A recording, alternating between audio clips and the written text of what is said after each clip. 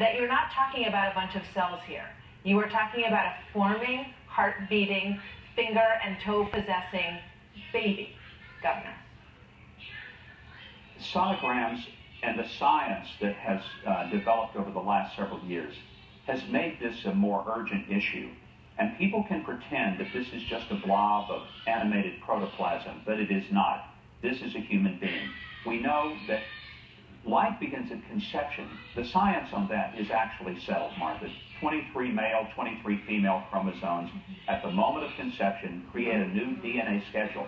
And the science of DNA has given us clear indication that the DNA that's created at that very moment is the same DNA that will exist in that human imprint for the rest of that person's life if they live to be 105.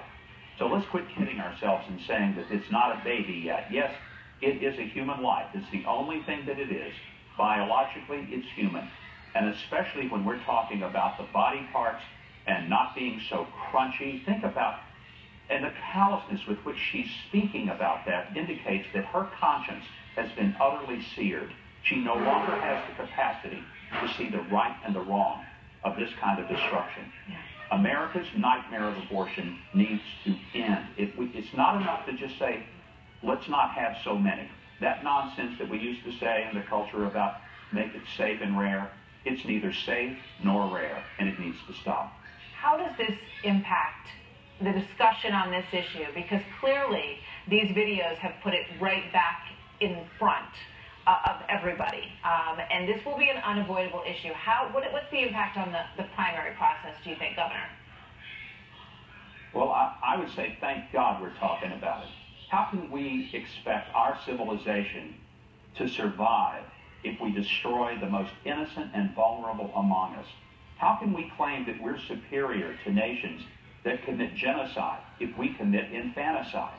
How can we claim that we are a civilized, advanced, educated people if we march 60 million babies to their destruction in what ought to be the safest place in the world for those babies, their mother's womb? It's time for us to put this out there and talk about it. I know a lot of Republican primary donors, it's mostly the donor class. They don't want to talk about it. Stay away from these issues. I say no, let's talk about it in the same way that we once had to deal with slavery in this country. And Martha, we decided that one person cannot own another person. It's immoral. And for one person to take the life of another innocent person, can we not conclude that that too is immoral? That's what we need to be discussing. And we will, no doubt, in the process that's to come. I want to switch gears here for a moment.